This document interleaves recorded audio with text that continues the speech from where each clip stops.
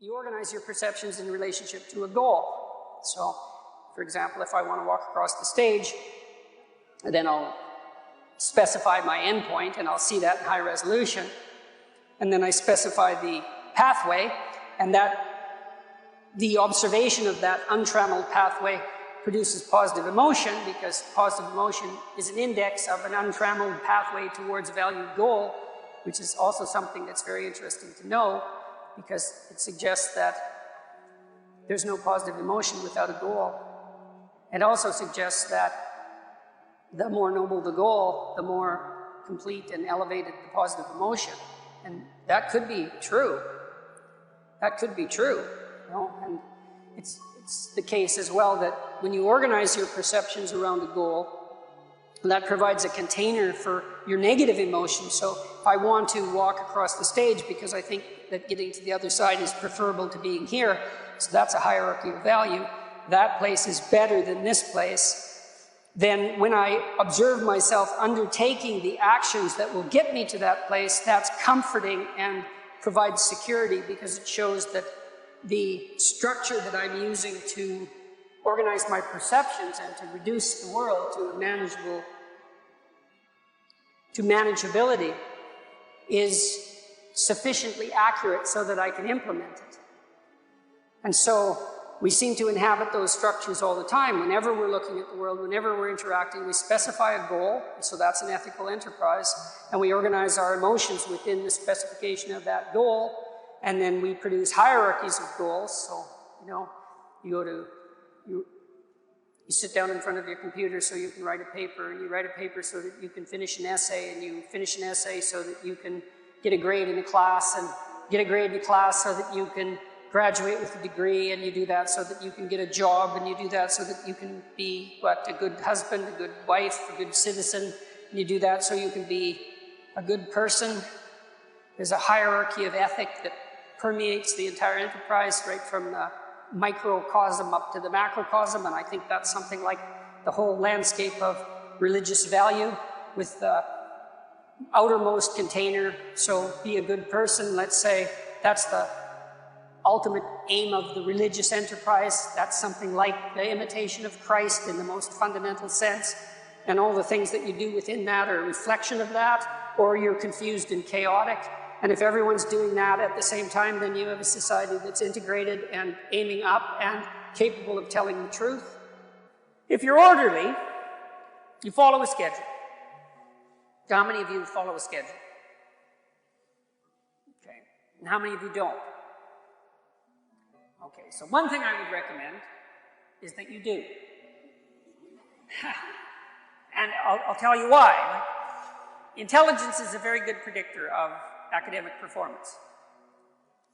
And there's not a lot you can do about your intelligence. I mean, you can squander it, but it's very difficult to improve it.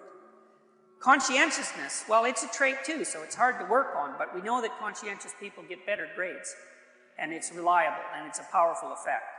And so, if your time use is organized, then the probability that you're going to be successful is very high. So, one of the things you might think about is make friends with a calendar, like Google Calendar or something like that. And I can tell you some tricks about that, because really it is important. And I'm not kidding around about this. If you're low in conscientiousness, it's really going to trip you up as you walk through life.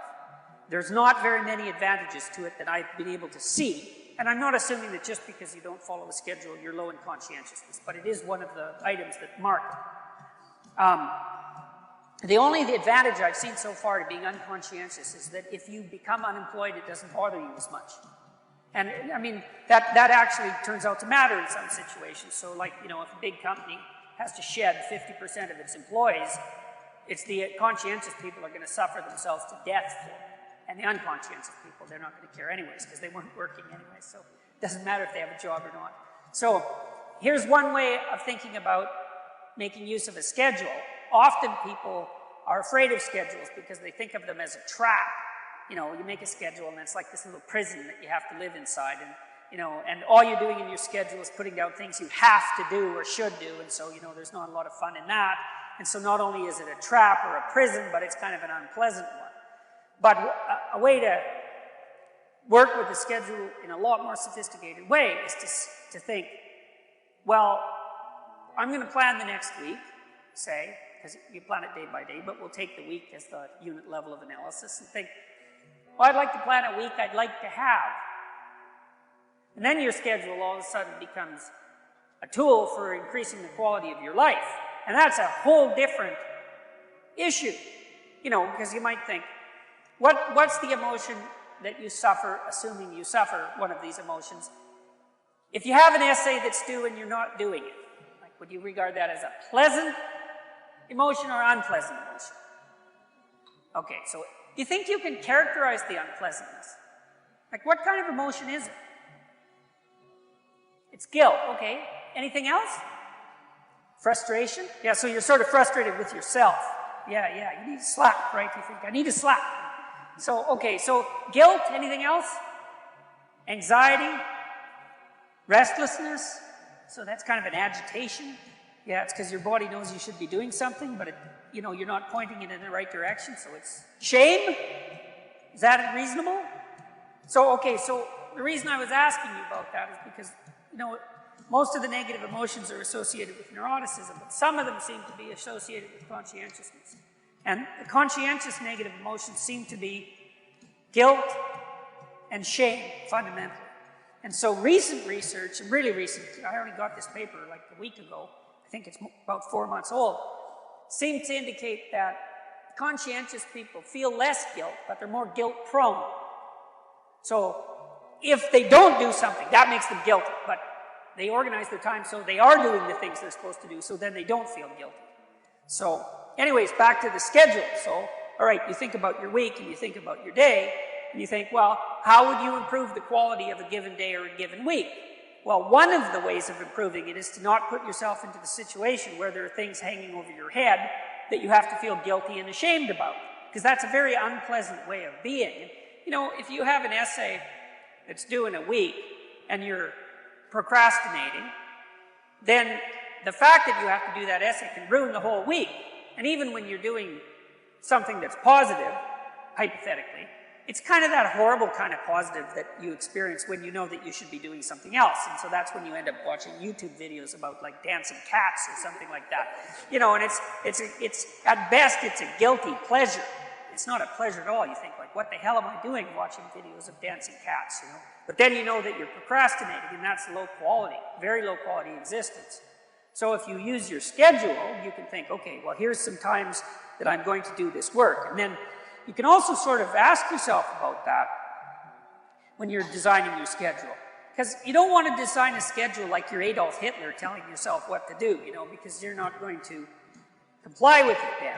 What you have to do if you're going to design a schedule is you have to ask yourself, all right, I'm going to set aside some time to study over the next week or to do this essay or whatever it is. How much time would I actually spend studying?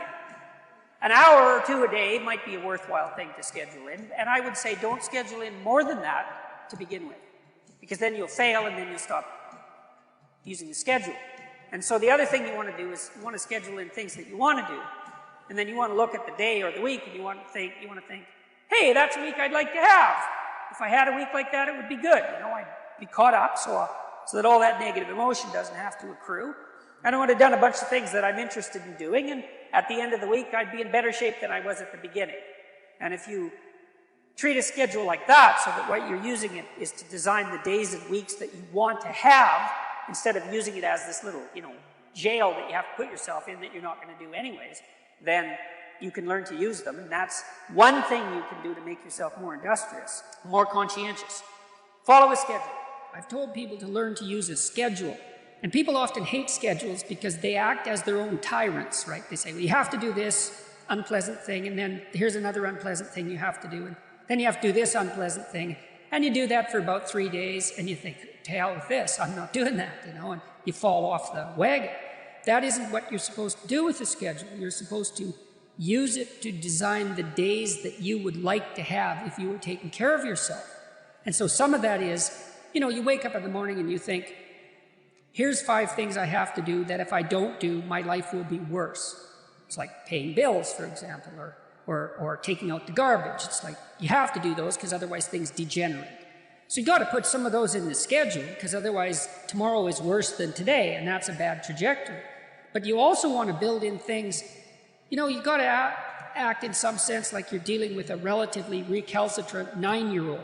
It's like, well, here's some things you have to do, but here's some things that if you do, you could reward yourself with. And if you get the balance there between obligation and reward right, then you'll find that you're motivated to do the things. And that's what you want to do. You want to do that so it's sustainable across days and weeks and months.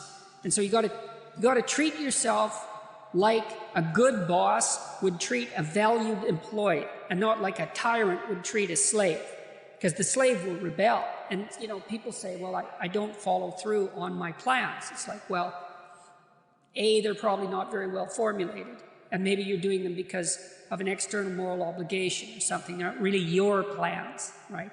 And B, you're acting like a tyrant and a slave, and that's a bad relationship to have with yourself. Treat other people as you would like to be treated. It works both ways. You also treat yourself like you treat other people properly. So that's a necessary thing, and often people don't do that. But the scheduling is really important.